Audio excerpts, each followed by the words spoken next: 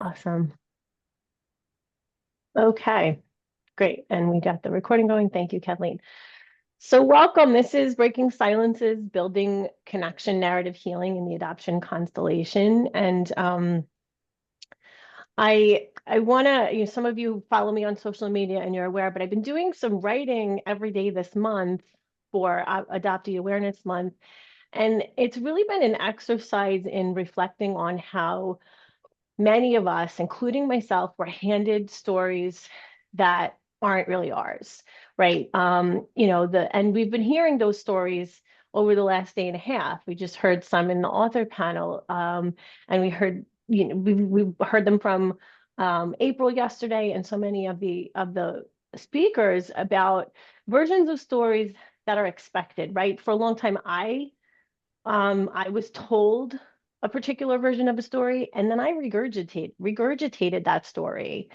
And because I didn't have one of my own, and that was a story that centered gratitude and made me the answer to somebody else's prayer. And we just heard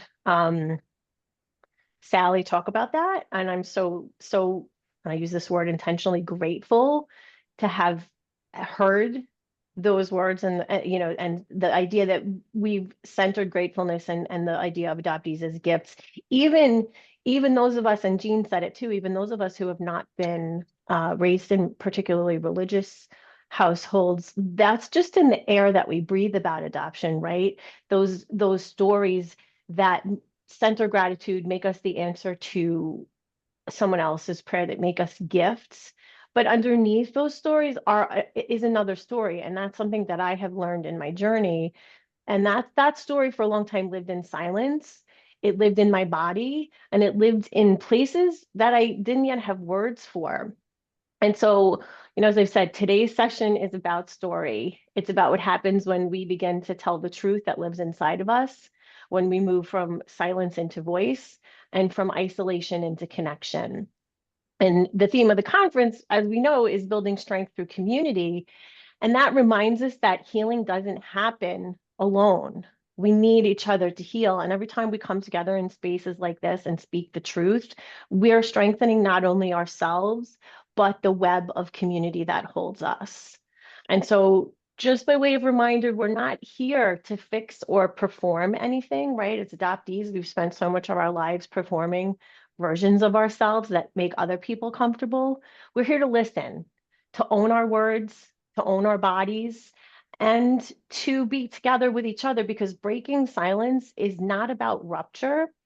It's about returning to ourselves together, and it's about creating connection. Um, so as we settle into this concept of breaking silences in order to create connection, I want to remind us that today's workshop is an invitation to reflect, to reclaim and reconnect, and that there's no right or wrong way to show up here. You're right because you're here and you're curious. And the thing that's most important is your truth. Take what serves you, leave what doesn't. And as we take a moment to, we've already introduced ourselves in the chat, but as we take a moment to settle into an intention, I invite you to find some touch points on your body. If that feels comfortable for you, I like a hand on my heart and a hand on my belly. That's a reminder to check in with myself, to drop back into my breath and my body, and to make space to breathe deeply and to get centered. Sometimes I like to also hold my head. uh, Sometimes it's like holding my thoughts in, or just kind of warming my brain. So that might feel good. Sometimes it's two hands on the heart. Um, or if touch points are not something that feels good for you right in this moment, I just invite you to find a comfortable seat in your chair. Feel the soles of your feet on the floor, right? And notice the grounding that the floor can give you up from the soles of your feet, and feel the backs of your legs supported by the chair, and your spine and your back supported by the back of your chair, and settle into an intention. And so I'll invite us to take 2 or 3 breaths in our own time. Breathe in deeply and exhale slowly. And as you take those breaths, think about what you're here for today, what you would like to make space for, and what connection you hope to deepen. And you're welcome to share that in the chat if that feels like something you are inspired to do. You're also welcome to just hold that intention for yourself.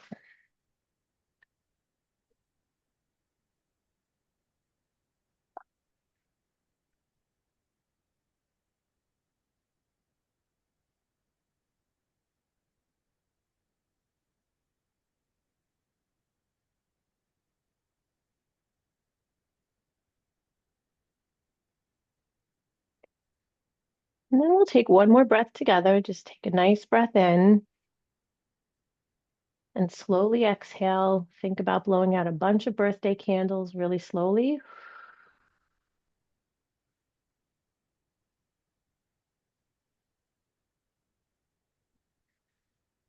And that slow blowing out of birthday candles kind of exhale is really good nervous system reset.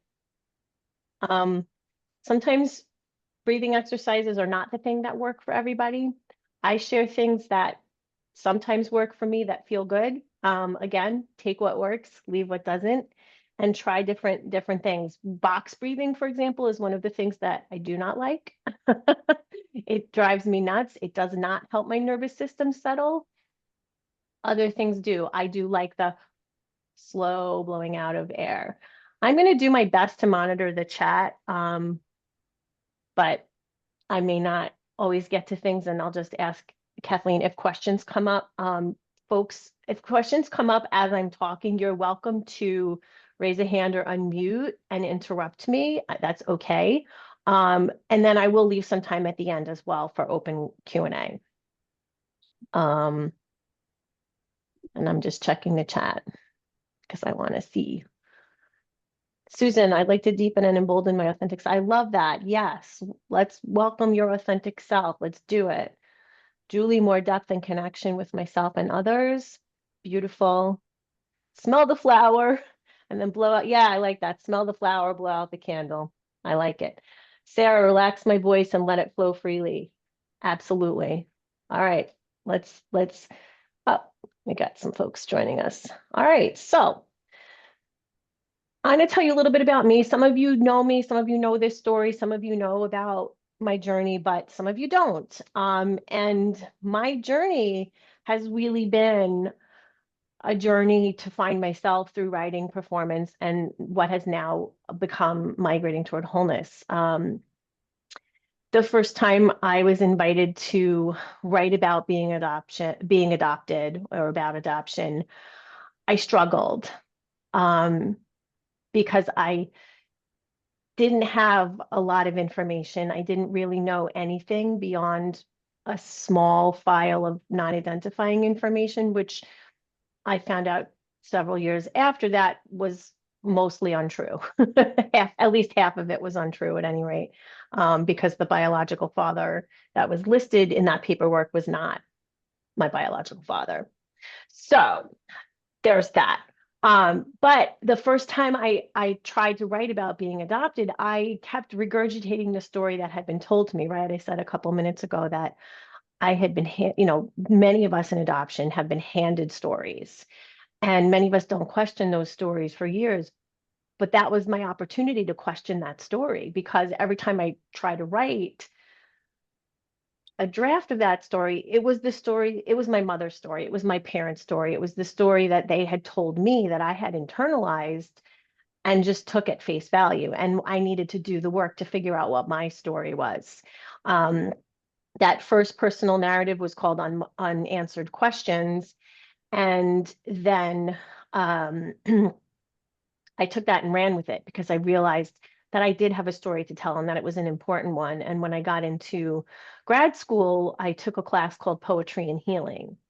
And then everything really clicked into place, because I recognized that there was this whole field of expressive and therapeutic writing, and that poetry in particular could be used as a tool for healing. Both expressive writing and poetry could be used as tools for healing. And there was all these decades of research that supported this, except that in all of that research, nobody was talking about adoption, maternal separation, or family separation as significant life traumas, right? We were just kind of glossing over that as society tends to do. And so I said, okay, there's a big gap here and I can fill it.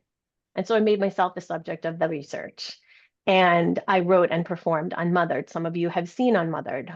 Some of you will get to see it because the film version is almost ready to be brought to the world. The film version of my award-winning solo show. I'm very excited, so stay tuned for that. Hopefully in the next couple of weeks, that announcement will be coming out. But I wrote and performed Unmothered as an exploration of what are now the 5 core principles of migrating toward wholeness, which I will talk a little bit more talk about in a little bit more detail in a minute. But it was the first time that I was making space to heal for myself. I was rewriting the truth. I was expressing the primal wound that I hadn't expressed before. I was becoming the subject of my own story, and I was breaking silences. And a lot of the things that I say in the show, it was the first time I'd said them out loud. Much of the show is strung together by poems that I have written over the course of my teens and 20s and early 30s, poems that now, as I have gone back to them, both through the process of writing and working on Unmothered, and in the process of writing my book, Adult Adoptees and Writing to Heal, those poems are the sort of narrative glue of the show. And what those poems function as is a way for me to return to myself, because when I went back to those poems, I saw all of the things I needed to know about my grief, my pain, and my trauma, right? And those poems helped me give voice to the story that had always lived inside me, but had never been spoken out loud. That then, Unmothered then became the foundation of the work that I now do. And in 2021, I piloted the first adult adoptee writing group with the Red Adoption Research Program. And that was the group that allowed me to develop the framework that is now migrating toward wholeness.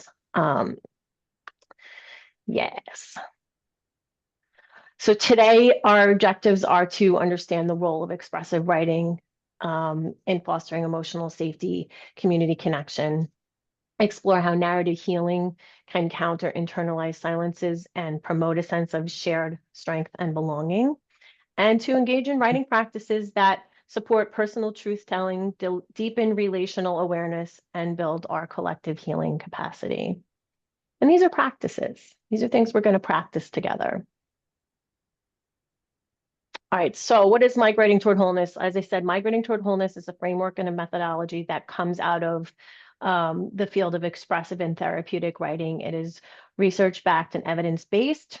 And as I said, the 5 core principles are making space to heal, rewriting the truth, expressing the core or primal wound, becoming the subject, and breaking silences. And each of these 5 components are connected to one or two of the 7 parts of trauma healing. And so making space to heal kind of begins the process, but they're all interconnected and they kind of work together concurrently. And we'll focus on a couple of specific pieces of this today. And we'll talk about that in a minute.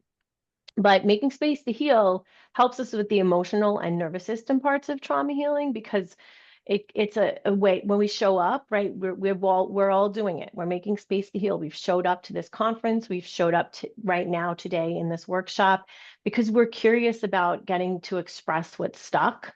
And that's very much how I came to all of this work. That very first story that I wrote was because I felt stuck.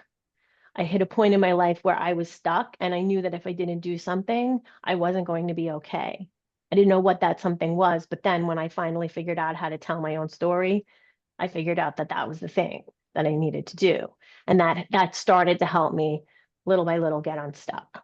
Um, and that started to help me attune to my nervous system, right? To figure out what was activating and why, and then develop some tools via the writing process to help me cope with and move through my default trauma states. And when I talk about default trauma states, that's, any of the things that most of us have learned as coping or survival strategies. For me, it was like decades of dissociation.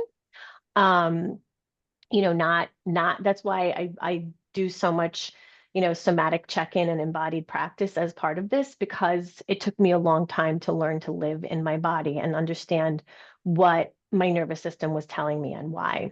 And now I can attune to my activation. And I use the word activation as opposed to trigger, because activation for me, trigger feels like it brings me right back into a trauma response, right? If I'm triggered, then I'm frozen and I can't do anything. If I'm activated, I can make a choice and I can deactivate myself. And so that's one of the ways that I use language really intentionally. And so as we've gone through the last day and a half of this conference, lots of us have talked about the way we're using language and making note of the language that feels true for us. And it's important to use language that feels true for us, but to also use language in intentional ways, because when we do that, language has the ability to shift culture. It also helps us to shift the internalized narratives, which takes us into rewriting the truth. And that's about the cognitive piece of trauma healing, starting to shift some of those internalized narratives and beliefs that come from all of the stories that society gives us about adoption that don't feel true for the internal experience. Expressing the primal wound is the embodied piece of trauma healing. It helps us to tune into and process the implicit memories that are attached to the sensations that we're feeling. So the messages I'm getting from my body are coming from all of those memories that didn't have language attached to them. But now in this writing process, I can start to attach language to those memories, and I can see them for what they are, and I can use them to move forward and become the subject of my own story, which helps me with identity and integration. It helps us with the identity and integration piece of trauma healing. And I like to think about that as accepting all of our parts and like letting big me, which is the capable me, now take care of little me, right? Take care of teenage Liz, whose first poem was the little girl inside of me, right? That little girl still shows up, but big Liz, Dr. Liz, can take care of little Liz. And I can integrate all of that because I'm now in charge. I'm now the subject of my own story. And then breaking silences is about relational healing. And so that's a big part of what we're going to do together today, is this relational healing by breaking silences together, because we're creating it helps us to create a deeper connection to ourselves and other people by saying the things that we may not have said out loud before. And this is the thing that I hear all the time with the adoptees that I work with, is that they are encountering or getting at stories that have lived inside of them that they have never said out loud before. And that in and of itself is transformative and profoundly healing, when you can attach language and speak the story out loud that you've held on to for so long. And I did skip the habitual piece of healing because it's all the way on the bottom of the list, but that takes us back into rewriting the truth, right? And that's how we kind of keep circling around all of these parts of the process, is that we can use the Migrating Toward Wholeness writing process and the tools that I'm going to teach you as for the habitual part of trauma healing, which is establishing new habits that replace not potentially numbing habits, right? That a lot of us have, which sometimes are useful because sometimes they keep us safe, and we need to disengage, I'll say, a little bit from some harsh realities. And I think that sometimes, like, rewatching a favorite TV show is a great way to safely numb, but we don't want to stay in that place. And so we want to create some new habits that are nurturing, and this writing process is one of them, because it helps us to stay with ourselves.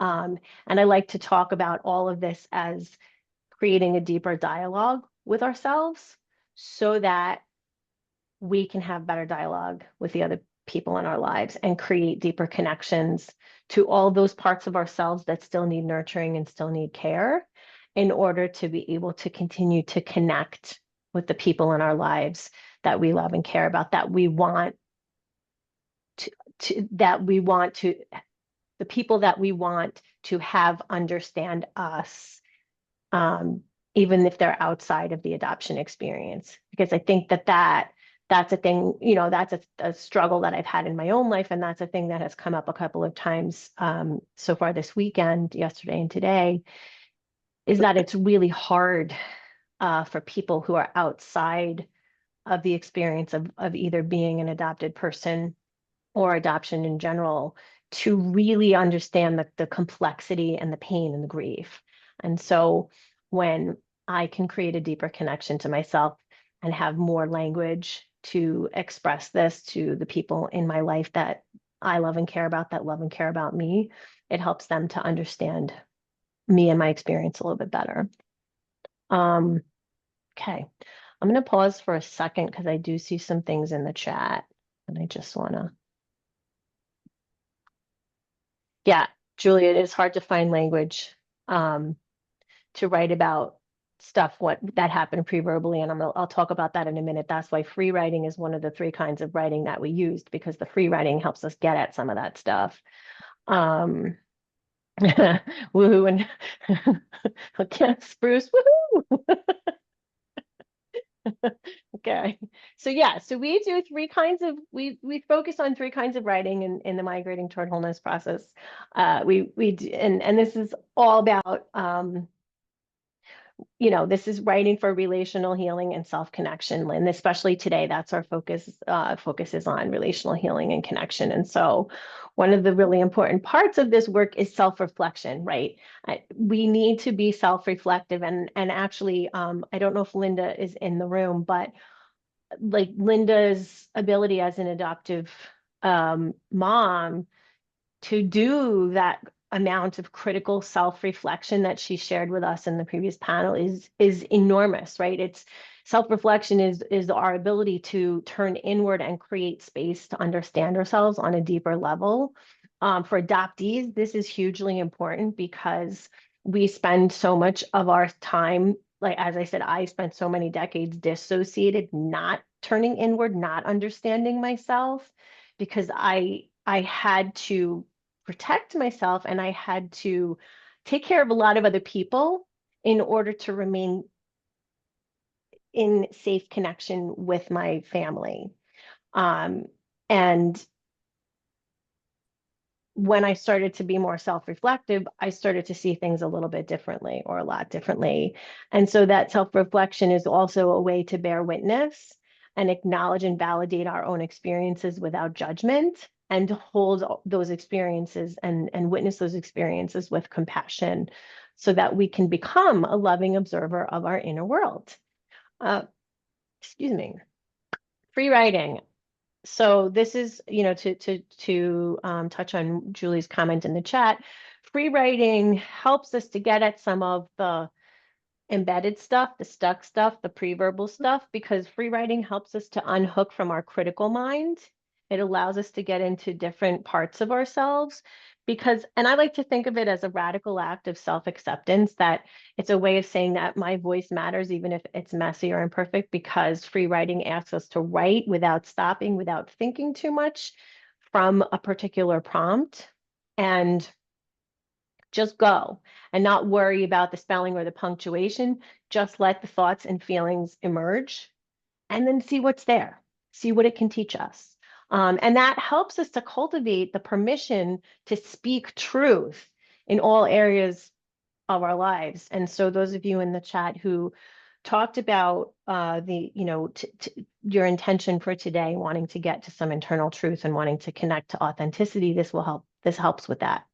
And then the other type of writing that we use in the process is acrostic poems, because those become really good containers for things that can feel really big or overwhelming otherwise. They offer us a sense of order amidst the chaos of our internal experiences, because they're a structured framework. Acrostic poems are poems that take a single word or a phrase and ask the writer to use each letter of that word or phrase and write a new sentence, word, or thought. And there's really no right or wrong way to do it, except that you start each new line with a letter, the next letter of the word.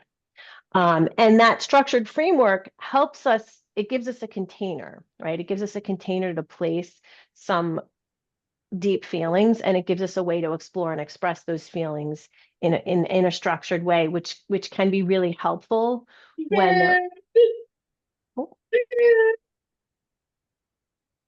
and they can help us to uncover some hidden aspects of our core selves. Okay.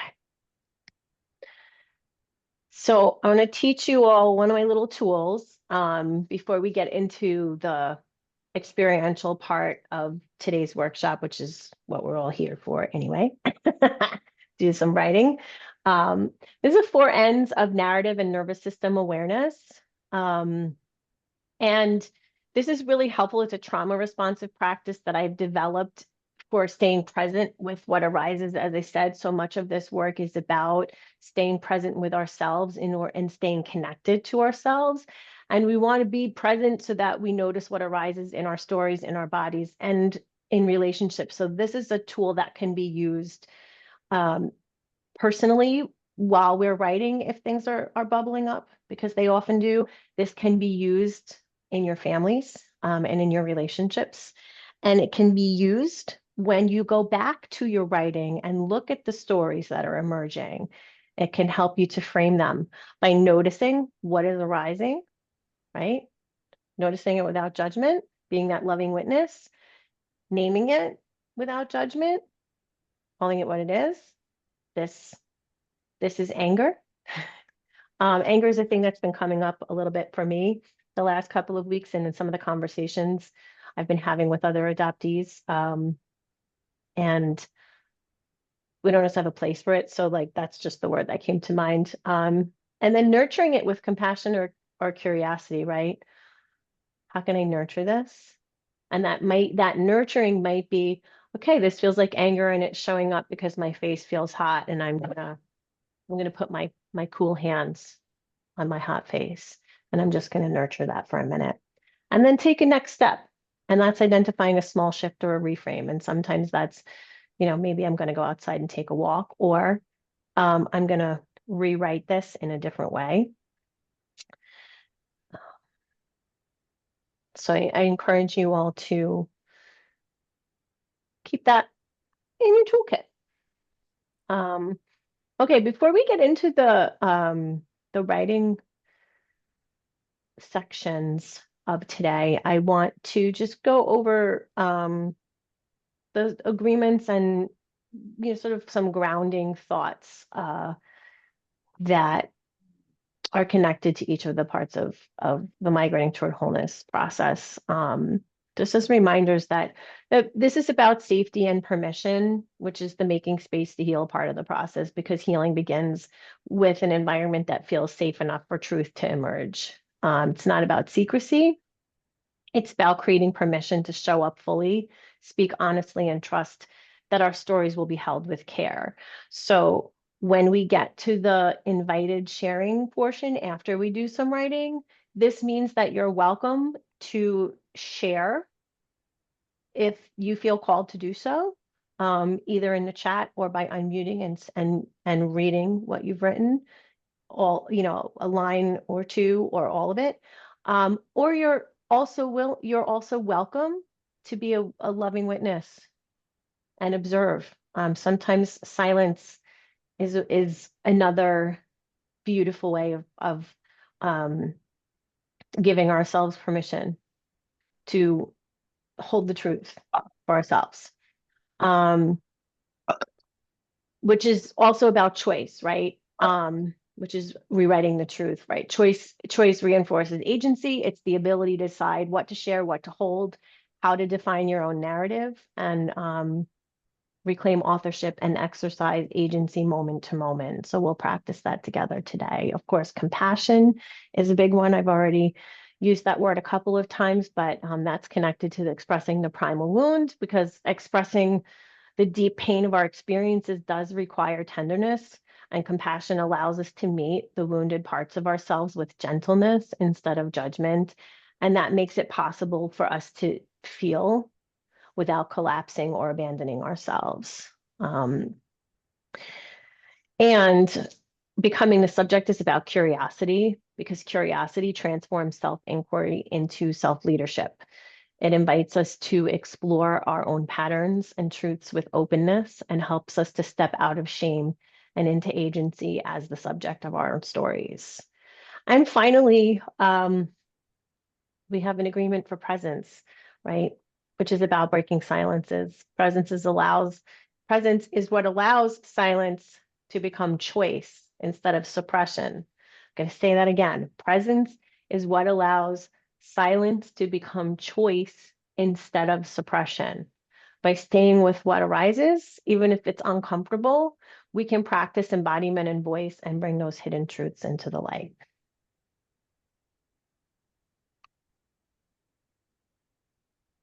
Okay, so this is our first writing activity. Um, and I'll give you options here. There are 2 self-reflection questions. Those might feel juicy and generative for you right now. Where do you feel your story in your body? Or what feels stuck and that needs shifting? And you might choose to write in response to either or both of those questions. Those questions also might feel good for you to hold on to as you choose one of the free writes. So you have 3 options in the free write. My story is and you could make it a place, an object, or a sensation. So my story is a house. My story is a garden. My story is an angry ball of fire. um, and then my body is a container for, or what am I holding in my body? And I'm going to give us, I'll set a 5-minute timer for this, and I will ask you to keep your cameras on or off, whatever feels good, and I'll check in with you in 5 minutes, and we'll go from there. Happy writing.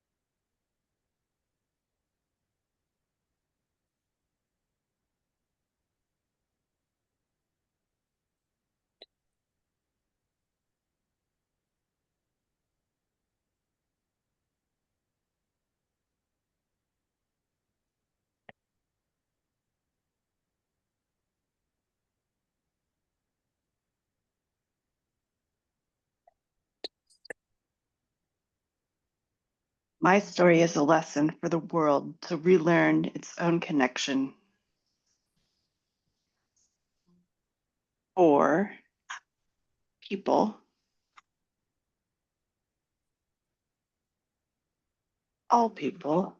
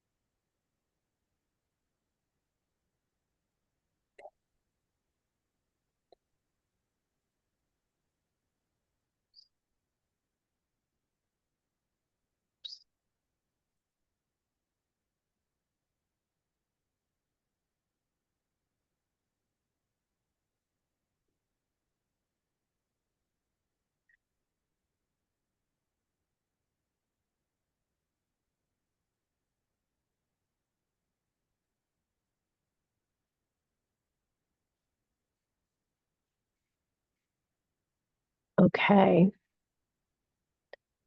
that's 5 minutes. So I'll give you another few moments to find a stopping place for now. Do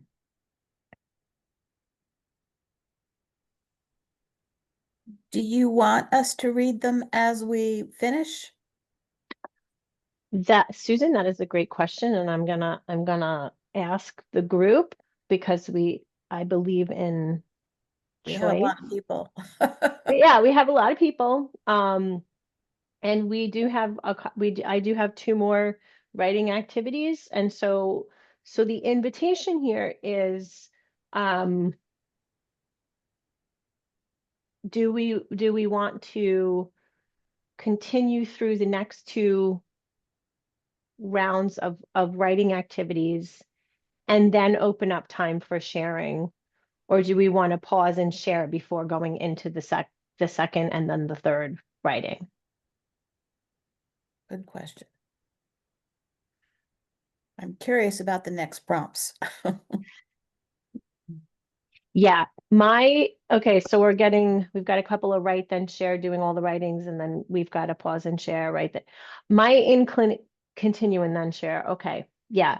My inclination as also is to continue through the three rounds of writing and then open up for sharing, because then you'll sort of have the full arc of what we're going for today, in this experience together. And then you have choices for what you want to share. Um, and then we can have some fun with that. Okay, thank you. Sounds good. All right, and can you all still see my screen? I futzed with things for a second, and okay, great, awesome. Yes. All right, sweet. So before we move into the next round of writing, I just want to remind everyone to do a little self check-in. Find your touch points again if that feels good. Remind yourself to ground, your body in your chair, your feet on the floor. If you need to take a stretch and a breath and do something expansive,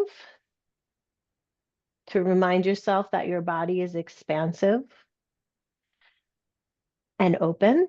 Do that. That feels good for me, especially after we've been sitting in chairs on Zoom for so long, for so many hours. It can feel good to take up some space. It's also just a good reminder that I'm allowed to take up space. So that's my other thing that I like to do is kind of starfish And you can do that sitting in a chair. You can't see you can't see what I'm doing under my desk, but I've got my legs and my feet all stretched out and I'm starfishing in my chair. I like to do it on the ground too. Um, if that's accessible and you want to get on the floor and do that, I welcome. You can do it standing. It's really, whatever feels good. It's about finding what feels good and then using that to stay connected to our bodies and our breath and the stories as they're emerging. Okay, second writing activity is about rewriting the narrative, right? So I talked a little bit earlier about the stories that were handed to me, the stories that many of us have been handed because of the society's view of adoption and the cultural narratives about adoption. And so now this is an opportunity to take those stories and rewrite them for ourselves. So we've got a couple of options here, and you can also play with acrostics if that feels good. The free writing prompts are the story that was handed to me, the story I need to tell, or I used to be, but now I am. Um, you can also choose to write an acrostic about the words chosen, the word. You could do all of these words if you have time, honestly. You might not. You could pick all of the words, two of the words, one of the words, chosen, surrender, enough, or belonging. And there is an example of an acrostic for the word enough on the slide. For those of you that may not be familiar, sometimes visuals are important. And so that's my version of an acrostic for enough. And we know that these are big words for us in the adoption community. And so we have an opportunity to take those and rewrite those particular narratives or truths for ourselves. So choose what feels good for you, and we'll do another 5 minutes, and then we'll check in.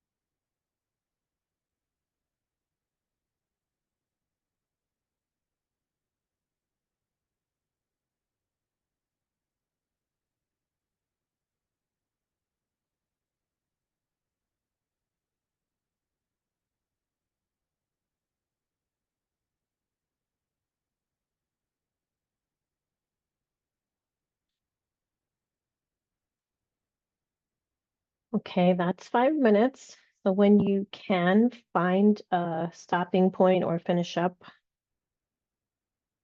for now.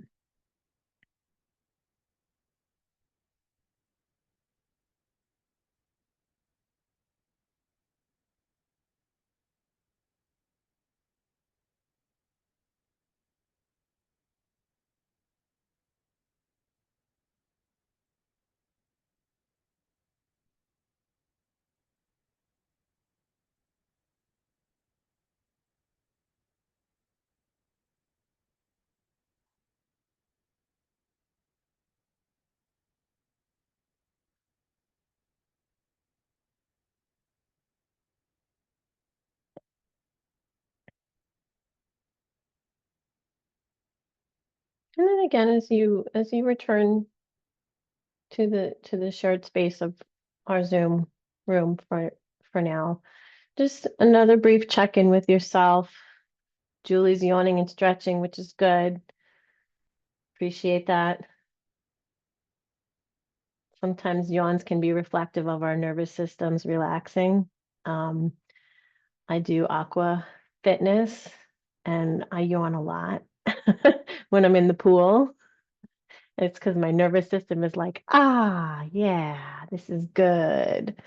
So we just notice the ways that our bodies relax into being when we give ourselves space to be reflective and intentional through this writing process. Um, okay, how's everyone feeling? You can put a word in the chat. You can respond with a reaction. Creative, yes. I see heart. Okay, excellent. All right. Um, our third activity is about breaking silences specifically.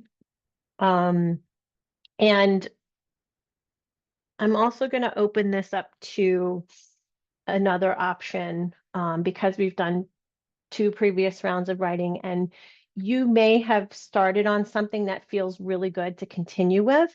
So if you want to return to either of the previous 2 pieces of writing that you've done and continue on that path, feel free to choose that. It or one of the other prompts from the previous 2 rounds that you maybe didn't choose but feel really excited or inspired by, or you can move into the third round of writing and use one of the free writing prompts, either Dear Little Me or I Will No Longer Be Silent. Dear Little Me, I will say, can be activating for folks because it can be really hard to get in touch with that little person who still needs love, care, and attention. I know that it was hard for me.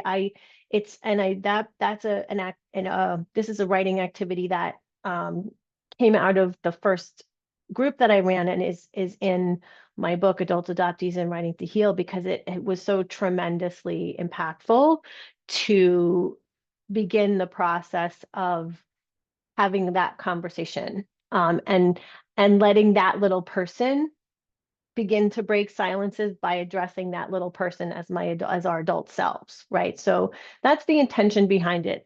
But if that does not feel good for you, just leave it. You have other options. You can choose I Will No Longer Be Silent. You can choose one of the acrostics: disconnected, silenced, agency, or connection. So we've got both sides of that, right? When we are conditioned to silence, we feel disconnected. Obviously, we feel silenced. But when we start to break silences, we move into agency and connection. So you might choose to do an acrostic for disconnected and connection, and you might choose to do silenced and agency, or any combination of those things, to see what comes up on both sides of that, because as we know, so much of this experience is about working with the both and, right? When we work with the both and, we can start to really become much more attuned to our needs and all of the stories that need expressing. So Okay. Let's do another 5 minutes and then I will check in.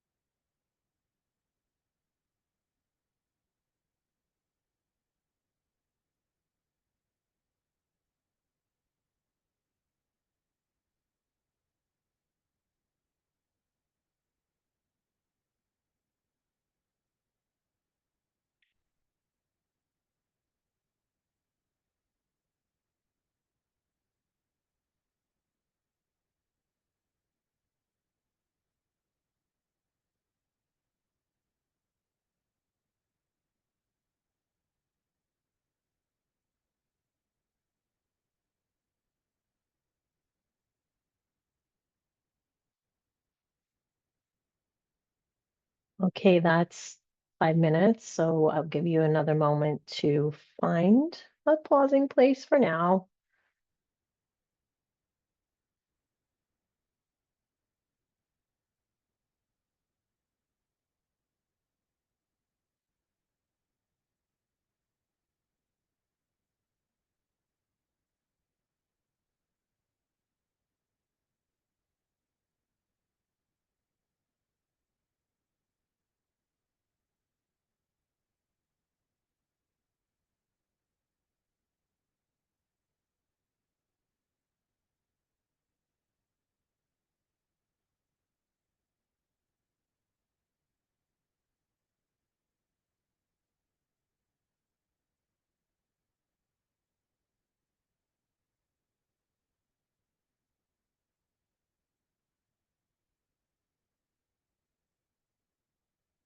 Okay.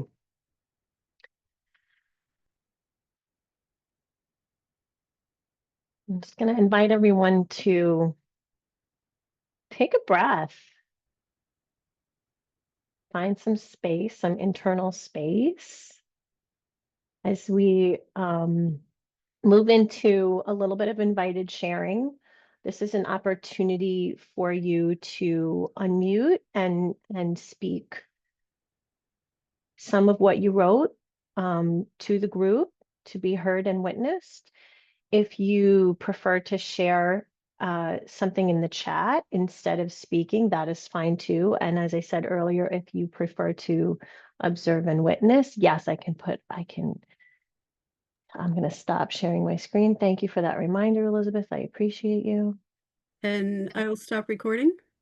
Yes, and we will pause the recording for this portion so that all of our stories